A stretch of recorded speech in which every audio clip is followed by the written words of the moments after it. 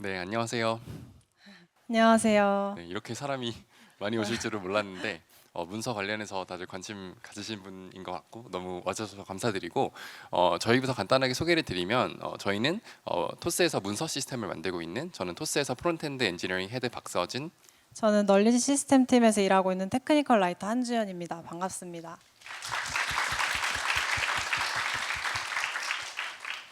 네, 저희 발표 이름이 100번 실패하고 살려낸 문서 시스템이라고 하는 주제인데요. 사실 그래서 그동안 어떻게 실패해왔는지부터 간단하게 한번 좀 소개를 드리려고 해요.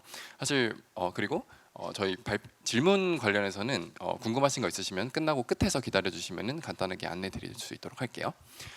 저희가 어떻게 실패하는지를 말씀을 드리면 저희는 뭐 여러 가지 그런 도구들을 써왔던 것 같아요. 문서화를 하기 위해서 아마 뭐 노션, 뭐 로그시크, 컨플런스 이런 여러 가지 도구들을 써봤었는데 아마 많은 분들께서 써보셨던 어떤 그런 도구가 아닐까 합니다. 그래서 뭐 열심히 문서도 써보고 테스트도 해보고 그랬던 것 같은데 사실 이렇게 이런 도구들을 쓰는 것만으로는 저희 경험에서는 잘 되진 않았던 것 같아요. 뭐 잘 되지 않았다는 건 어떻게 알았냐 하면은 저희가 생각했던 이런 질문, 그러니까 뭐 이 문서가 있나요? 아니면 이 문서가 최신인가요? 아니면 이거에 대해서 더 자세히 아시는 분 계신가요? 뭐 이런 질문들을 해주시는 분들이 계속 있더라고요. 그래서 이런 질문들이 줄어들지가 않고 그리고 이제 문서도 막 생기다가 어느 순간부터 안 생기기 시작해가지고 최신화되지도 않고 좀 그런 문제들이 좀 있었고 그러다가 이제 주연님을 만나게 돼가지고 주연님 이 문제를 한번 좀 풀어보자라고 이제 얘기를 해서 문제를 네. 해결하기 시작했어요. 과정을 설명드리기 전에 저희가 지금 현재 상태가 어떤지 좀 소개를 먼저 드려볼게요.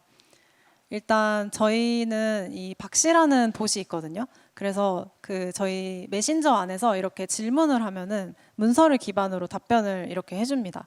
그리고 이 문서 기반으로 답변을 했던 것에 이제 참조된 문서의 링크가 이렇게 보이고요. 그래서 문서로 바로 갈 수 있고 또 가끔은 이제 문서에 없는 내용을 외부에서 찾을 수도 있잖아요. 동료분들한테 들을 수도 있고 그러면 이제 이 내용을 바로 스레드에 입력을 하고 학습 커맨드를 날리면 이 내용을 바로 학습을 합니다. 그래서 이제 그 다음번 질문을 했을 때는 이 내용까지 같이 답변을 할 수 있게 되었죠. 이 시스템을 바탕으로 저희 문서 시스템이 좋아지기 시작했는데요. 지금 현재 저희 문서 상태는 일단 프론트엔드 챕터는 통합 문서 플랫폼이 생겼고요. 트랙별 온보딩 문서가 모두 갖춰져 있습니다. 이 문서들은 또 저희 문서화 길드라는 자발적으로 문서화에 관심 있는 챕터원분들이 모여가지고 거의 매일 이제 순찰 돌듯이 뭔가 틀린 게 있나, 뭐 낡은 게 있나 이런 거 보시고 바로바로 고쳐주시는 그런 일도 해주고 계시고요. 또 각 팀이나 또 플랫폼 도구들에 대한 지식들이 이제 라이브러리들도 저희 내부 라이브러리가 많기 때문에 이런 걸 다 문서화를 다 각자 하고 계시고 또 딱 어떤 라이브러리 문서가 아니더라도 각종 버그를 만났을 때 어떻게 내부에서 해결해야 하는지 이런 팁들도 다 문서화가 되고 있어요. 그래서 거의 저희 지금 푸챗에 문서가 2,000개 정도 되고 있죠. 맞아요. 네. 그리고 이런 문서화를 정말 많은 분들이 챕터원에서 하고 계시기 때문에 테크니컬 라이팅 가이드도 이제 제가 배포를 했고요. 이것은 여러분들도 외부 공개이기 때문에 다 보시고 참고해 가실 수 있습니다. 그리고 앞서 이제 설명드렸던 박씨가 있고 또 학습 커맨드를 우리가 직접 누르지 않아도 자동 학습이라는 이제 메커니즘을 통해서 자동으로 학습하는 기능도 있어요. 이건 뒤에서 또 자세히 설명을 드리도록 할게요. 그리고 저희가 사실 문서를 만든다고 하면 가장 많이 고민하는 게 이거 오래된 내용인데 아직 남아있는 게 정말 힘들잖아요. 그래서 저희는 그 문제를 해결하기 위해서 문서가 오래됐거나 뭔가 잘못된 내용이 있으면 그 문서의 DRI를 가진 분에게 이렇게 알림을 보내는 시스템도 갖추고 있습니다. 그리고 이런 전체적인 내용을 다 관망할 수 있는 매트릭도 이제 보고 있고요. 그래서 뭐 사용자 수, 뷰 수, 뭐 좋은 피드백을 받은 문서들 이런 것들이 이제 다 볼 수 있습니다. 이런 내부 문서들을 많이 쌓다 보니까 이제 외부로도 문서들이 정말 많이 발행되기 시작했잖아요. 그래서 많이 아시겠지만 프론트엔드 펀더멘탈스라는 문서가 있고 또 푸챗에서 만드는 정말 많은 오픈소스 문서들도 개발자분들이 직접 다 쓰시고 계십니다. 근데 저희가 정말 이렇게 많은 걸 했는데 저는 테크니컬 라이터라서 문서가 중요하다고 생각하지만 처음에 서진님이 이렇게까지 만들고 싶어 했던 이유가 궁금해요. 네, 저는 이제 아무래도 토스에서 헤드라고 하는 그런 역할을 맡고 있다 보니까 신규 입사자분들 온보딩 특히 되게 하면서 많은 질문 답변들 나누고 있는데 그럴 때마다 항상 신규 입사자분께서 말씀해 주신 질문이 도대체 이걸 누구한테 물어봐야 되는지 모르겠다 라고 하는 그런 질문들 계속 주시더라고요.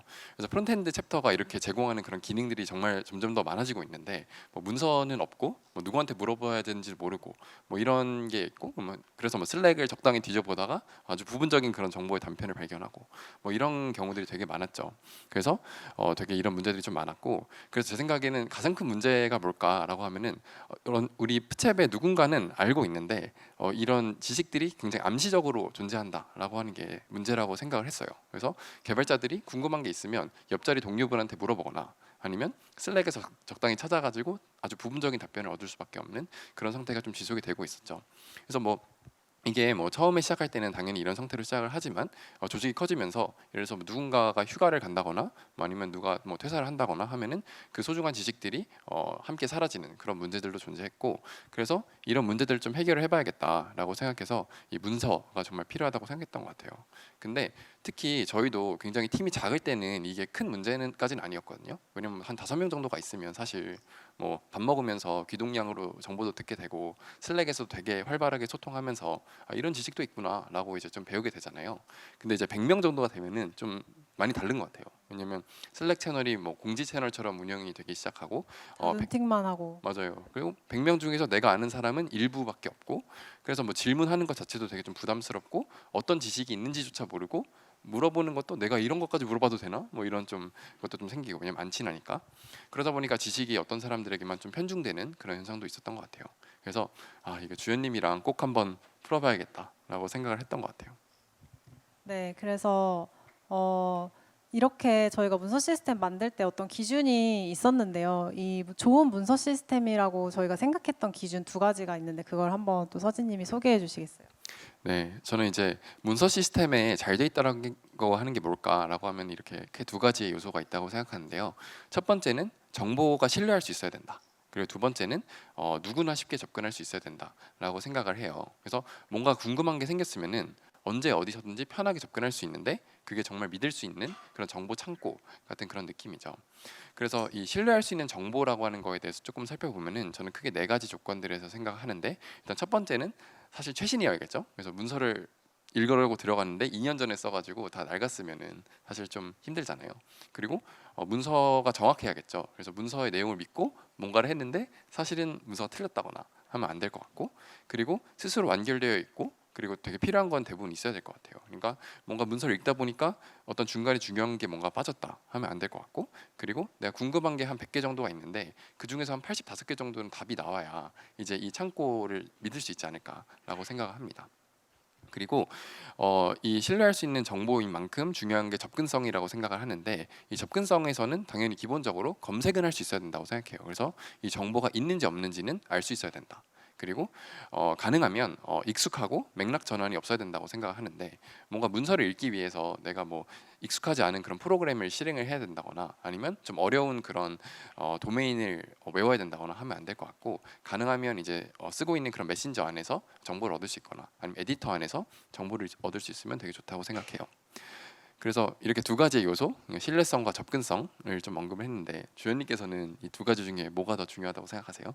음, 둘 다 정말 중요한데요. 제가 처음에 이제 저희 문서 시스템이 잘 되기 시작한 게 박씨라는 것 때문이라고 얘기를 드렸잖아요. 그래서 저희가 생각하고 있는 것보다 사실 접근성이 정말 중요하다고 느껴졌어요. 제가 생각하는 좋은 문서 시스템이 만들어질 수 있는 어떤 문서의 흐름, 생명 주기는 이런 4단계를 거친다고 생각을 해요. 그래서 누군가가 문서를 작성을 하면 또 누군가가 그것을 읽고 그 다음에 그 문서가 좋다 혹은 뭔가 낡았다 아니면 뭔가 누락이 됐다 이런 피드백을 남겨주고 그걸 바탕으로 더 많은 문서를 계속 생성을 해야 되는 거죠. 근데 이제 보통 저희가 문서 시스템 만든다고 하면은 서진님도 그랬는데 문서 작성을 계속 하려고 해요. 그러니까 문서 작성을 막 해놓고 왜 안 읽지? 이렇게 생각하거든요. 저도 진짜 그랬던 것 같아요. 네, 맞아요. 그래서 저희가 이제 99번 실패했을 때는 문서 작성에 되게 집중을 했고 뭘로 작성할지 막 이런 것에 신경을 많이 썼는데 이번에는 문서 읽기의 그 접근성을 높인다라는 관점으로 접근했던 게 되게 유효했던 것 같습니다. 그래서 저희가 어떻게 문서 접근성을 높였는지 좀 더 구체적인 사례를 2가지 소개를 드리려고 해요. 먼저 당연히 문서 안에서 검색이 되어야겠죠. 근데 저희는 조금 이 검색을 저희가 가지고 있는 많은 방대한 지식을 어떻게 보여줄 수 있을지 관점에서 좀 더 자세히 조금 이따 서진님께서 설명을 해주실 예정이고요. 또 이제 저희가 일하는 과정에서 진짜 숨 쉬듯이 문서를 바로바로 볼 수 있게 하는, 그래서 저희 일하는 과정에 잘 통합될 수 있는 그런 접근성을 고려를 했어요. 그래서 먼저 검색에 대해서 한번 소개를 해주시죠. 네, 저희가 사실 첫 번째 집중했던 이 주제는 검색인데요. 사실 검색은 뭐 그냥 붙이면 되는 거 아니야? 이렇게 생각할 수도 있지만 생각보다 뭐 나이브하게 하면은 예를 들어서 저희가 제공하고 있는 그런 문서들의 종류가 여러 가지가 있는데 뭐 저희 뭐 오픈 소스 중에서 뭐 ES 툴킷 같은 유틸리티 라이브러리에 대한 문서도 있을 것 같고 저희 내부 프레임워크에 대한 문서일 수도 있을 것 같고 뭐 A/B 테스트를 작성하는 방법에 대한 문서도 있을 것 같고 굉장히 여러 주제의 그런 문서들이 있어요. 근데 기본적으로 이런 문서 사이트들을 만들기 시작하면은 다 그 안에서의 문서들만 검색이 되기 시작하거든요.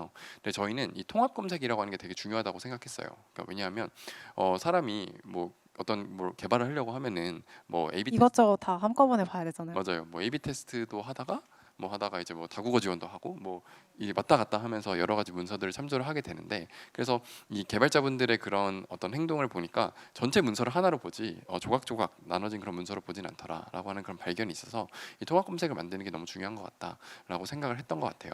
그래서 저희는 이제 검색을 구현할 때는 알골리아라고 하는 사스를 사용하되 알골리아 기본적으로는 이제 문서 하나하나별로 이제 작동을 하는데 그걸 조금 커스터마이즈를 해서 각 프론트엔드 사이트에서 통합 인덱스에 어떤 모든 문서들을 넣어놓고 검색할 때는 통합 인덱스를 기준으로 검색을 하도록 해가지고 뭐 A/B 테스트를 쓰다가도 이제 로깅도 검색할 수 있도록 그런 좀 워크플로우를 만드는 거를 좀 했던 것 같아요. 네, 사실 뭐 검색만으로는 이 접근성이라고 하는 게 좀 충분하지 않잖아요. 네, 맞아요. 왜냐하면 그 검색은 문서 어쨌든 문서에 접근을 해야 일단 시작을 할 수 있는 건데 문서의 도메인도 외워야 되고 그 문서 어디 있었죠? 맨날 이렇게 물어보잖아요. 그래서 일단 문서에 접근하게 하는 것에 대한 접근성 문제가 있었고 그 안에서 또 어떤 내용이 있는지 탐색하는 문제도 있었어요. 죄송합니다.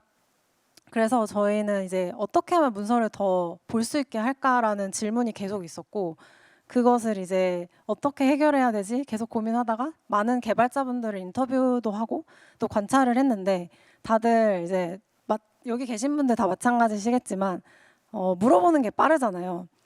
그래서 옆 사람한테 그냥 바로 물어보고 내 팀원한테 물어보고 또 메신저에 그냥 질문 올려서 바로 답을 받고 이런 게 되게 익숙하고 또 개발자의 경우에는 아이디를 벗어나기 싫다라는 분들도 되게 많았어요. 그래서 이제 이런 얘기를 듣고 보니까 조금 문제가 정의가 잘 좀 간단하게 됐어요. 그래서 기존에 일하면서 하시는 그 워크플로우인 물어보기를 유지를 해야겠다. 그러면 우리는 메신저 혹은 아이디에서 문서를 바탕으로 질문을 할 수 있게 해야겠다. 이런 접근으로 결론을 내리게 됐습니다. 그래서 이제 박 씨가 그런 워크플로우 중 하나고요. 이거 덕분에 이제 정보를 찾는 데 걸리는 시간이 이제 엄청나게 단축이 된 거죠.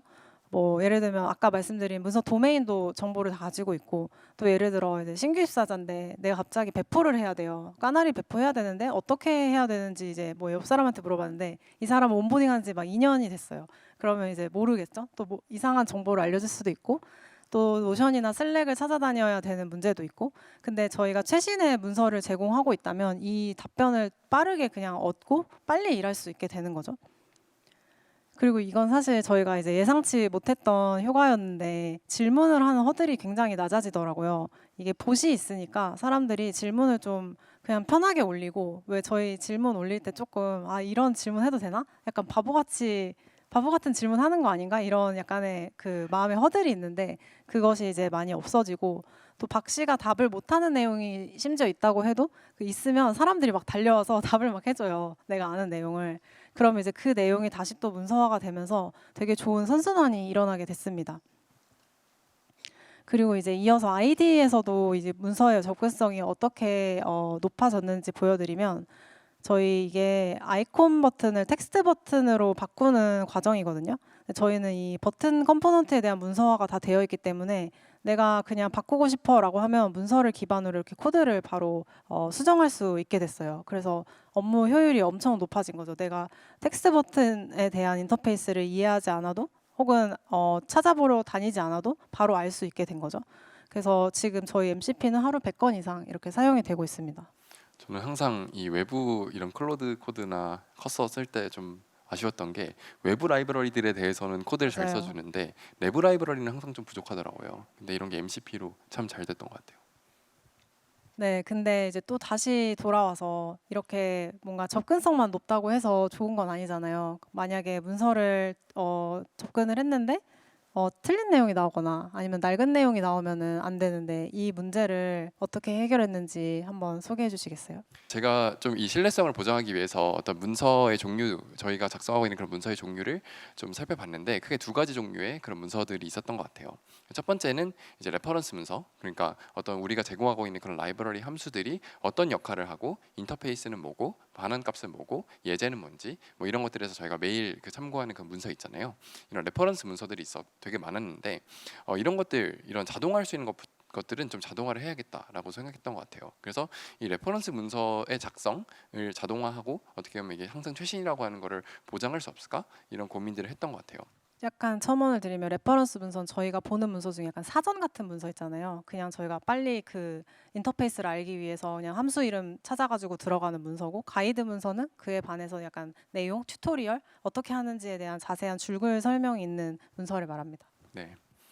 그래서 이런 레퍼런스 문서에 대해서 이 작성을 좀 자동화하기 위해서 저희는 닥플로우라고 하는 이 레퍼런스 문서 작성 자동화 생성 그리고 CI 체크까지 되는 그런 시스템을 만들었어요. 그래서 저희가 함수가 있으면 거기 위에다가 이제 무조건 외부 엑스포트가 된 함수는 위에 JSDAC을 작성하도록 하고 거기다가 이제 함수의 설명과 파라미터, 반환값, 예시 뭐 이런 것들을 작성을 하면은 이제 이거를 타입스크립트 컴파일러가 분석을 해가지고 자동으로 오른쪽에 있는 그런 아까 봤던 문서를 만들 수 있도록 그렇게 좀 구성을 했어요. 이렇게 코드를 바탕으로 레퍼런스 문서를 자동으로 생성하도록 하니까 사실 이제 어떤 게 빠져 있는지를 알기도 되게 쉽더라고요. 아니면 코드는 바뀌었는데 문서는 안 바뀐 경우도 체크하기가 되게 쉬웠고 그래서 저희는 이거를 이제 CI까지 단계까지 좀 확장을 해가지고 라이브러리를 만들 때 문서가 없는 경우에는 이렇게 페일을 놔도록 해가지고 꼭 개발자가 문서 업데이트를 챙길 수 있도록 했고요.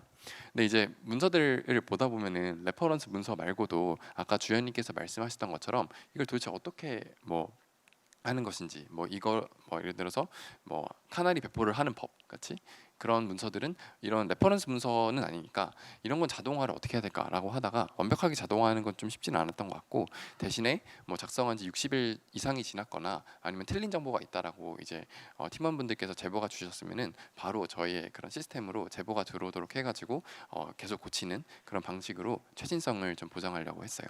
네, 그 전에 이제 그래서 저희가 만든 내부 닥플로우를 지금 오픈 소스로 어제 밤에 따끈따끈하게 오픈을 했거든요. 그래서 닥플로우라는 거를 이제 검색을 해서 한번 도입을 해서 자동화를 해보시면 좋을 것 같습니다. 네. 그리고 이렇게 최신성 말고도 사실 이 문서가 정확한 그런 정보를 담도록 하기 위해서 노력들도 좀 필요하잖아요. 네, 맞아요. 그 문서가 정확한 정보를 담기 위해서 저희는 좀 빡센 리뷰 단계들을 넣었는데요. 제가 아까 보여드렸던 네 단계의 문서 선순환하는 단계들 중에 첫 번째 문서 생성할 때 이제 그 단계를 이렇게 세 단계로 나누었어요. 그래서 개발자가 문서를 만들어요. 그러면 그 팀에서 혹은 그 라이브러리 담당하는 분들이 이제 개발적인 리뷰, 그러니까 내용에 대한 리뷰인 거죠. 그래서 기술 리뷰를 하시고 그것이 통과가 되면 제가 이제 테크니컬 라이팅 리뷰를 합니다. 라이팅적인 관점에서 어떻게 해야 이제 사람들이 더 이해하기 쉽고 이 도메인을 모르는 사람도 잘 이해할 수 있는 표현이나 아니면 또 전체 구조들을 잡아드리는 그런 리뷰를 하는데요. 이렇게까지 이제 해야 저희 문서가 들어가거든요. 그래서 많은 개발자분들이 열심히 해주고 계신데 이렇게까지 한 이유가 있어요. 저희는 이 문서들이 유용하거나 품질이 좋지 않으면 결국 안 들어올 거라고 생각을 했는데 이 문서 안 들어오는 게 너무 두려운 거예요. 그래서 이제 저희 아시다시피 알림창이나 이메일 보면 나한테 필요 없는 내용 너무 많으니까 결국 안 보게 되잖아요. 그래서 그런 것을 막기 위해서 최대한 고품질 문서 비율을 유지한다. 이걸 위해서 이제 리뷰 시스템을 이렇게까지 만들었습니다. 근데 이게 질이 아무리 좋다고 해도 또 양적으로도 많아지는 게 중요하잖아요. 초반에는 특히 더 그랬던 것 같아요. 그래서 제가 서진님을 압박하기도 하고 그랬는데 어떻게 초반에 문서를 많이 만들게 되셨는지 알려주세요. 네, 그래서 사실 문서를 보는 사람들을 모으려면 처음에 기본적으로 문서가 잘 갖춰져 있는 아주 작은 그런 부분 집합 같은 건 있어야 된다고 생각해요. 그래서 저희는 이걸 갖추기 위해 되게 좀 많이 노력을 했고, 처음에는 그래서 이제 리더분들이 처음에 그 마중물을 부어주기 위해서 우리 이제 문서를 잘 써야 된다라고 하는 그 분위기를 만드는 데 좀 집중했던 것 같아요. 그래서 저를 포함해서 다른 리더분들이 먼저 그런 마중물이 되는 그런 문서들을 열심히 작성을 해가지고 한 판을 만들어 놓고 나니까 이제 뭐 다른 분들도 이렇게 작성을 하면 되는구나라고 하는 그런 가이드라인 같은 문서들이 있으니까 되게 좀 수월해졌던 것 같고, 사실 이렇게 저희가 2,000개 가까이 되는 그런 문서들을 리더분들만 쓸 수는 없잖아요. 그래서 이제 했던 활동은 이 프론트엔드 개발자 개개인들이 훨씬 더 재밌고 더 참여적으로 좀 문서를 작성할 수 있도록 하자 해서 여러 가지 그런 활동들을 좀 기획을 했습니다. 그래서 뭐 정복단이라거나 문서 세션 이런 것들을 기획을 했는데, 정복단이라고 하는 거는 그래서 이제 저희 프론트엔드 챕터 안에서 스터디가 되게 많이 일어나는데, 그 스터디 하면서 되게 어떤 특정한 지식 뭐 웹팩 뭐 이런 아니면 번들링 이런 것들 같은 지식을 공부해가지고 그 산출물을 문서로 만드는 그런 모임 같은 게 있었고, 그래서 이런 것들에 대한 결과물이 저희 프론트엔드 펀더멘탈의 번들링 펀더멘탈로 좀 공개가 되기도 했죠. 그거 말고도 어떻게 보면 이 문서 세션이라고 하는 걸 운영하기도 했는데, 생각보다 이 많은 개발자분들이 문서화를 하고 싶어 하시더라고요. 근데 어떻게 하는지 모르고 이제 시작을 어떻게 해야 될지 맞아요. 알 수가 없고 내가 그 솜씨도 없다라고 생각하고 이런 걱정들이 있어서 이제 문서 세션을 열었는데 엄청 많이 오셨었죠. 맞아요. 그래서 원래는 뭐 한 두세 시간 써도 뭔가 내 보기로는 퀄리티가 안 좋아 보이는 그런 문서가 나오는데, 이제 문서 세션을 듣고 나니까 쓰는 법에 대해서 감을 잡고 좀 효능감을 느끼고 하니까 훨씬 더 많은 분들이 저희 문서와에 참여를 해주시게 됐던 것 같아요. 그래서 네. 사실 근데 이것만으로는 충분하지 않았나. 네, 충분하지 않아가지고요. 아까 앞에서 말씀드렸던 자동학습이라는 그 도구를 만들었는데요. 저희 이제 업무 메신저에서 몇 개의 채널들을 등록을 해두고, 그러니까 기술적인 얘기가 오고 가는 채널이죠. 그 채널에서 이 스레드에 있는 내용은 되게 지식으로 만들만 하다라고 판단을 하고 AI가 그래서 바로바로 문서화를 합니다. 그래서 스레드 내용을 요약하고 문서로 넣는 그런 자동 학습 플로우를 만들었습니다. 그래서 여기까지 얘기해드린 걸 한번 정리를 해드리면, 저희가 생각하는 좋은 문서 시스템은 신뢰할 수 있는 정보에 누구나 접근할 수 있다라는 두 가지 항목을 만족시켜야 되고, 그래서 저희는 닥플로우로 최신성을 항상 보장하고 문서 리뷰 시스템으로 늘 정확한 문서를 만들려고 노력을 했고, 또 문화적인 노력들이나 아니면 도구들로 필요한 것들을 최대한 많이 생산하는 그런 시스템을 만들었고요. 또 접근성을 위해서는 이제 통합 검색을 만들었고, 또 우리가 일하는데 익숙하고 맥락 전환이 없도록 업무용 메신저나 ID에서 이렇게 접근성을 높이는 노력을 했습니다. 네, 그래서 이렇게 좀 신뢰할 수 있는 그런 문서 시스템을 계속 만들어 왔는데요. 그래서 앞으로 어떤 것들을 하고 싶은지를 말씀을 드리고 싶은데, 일단 먼저 저희가 이제 프론트엔드 챕터 안에서 이런 문서 시스템을 만들고 나니까 많은 팀들이 비슷한 수요를 갖고 있더라고요. 그래서 똑같은 시스템을 토스 안에 여러 팀들에서 사용하실 수 있도록 수평 확장을 하고 있고요. 제가 여기서 이제 그 주연님의 은퇴 계획을 네, 세우고 제 있는데, 계획입니다.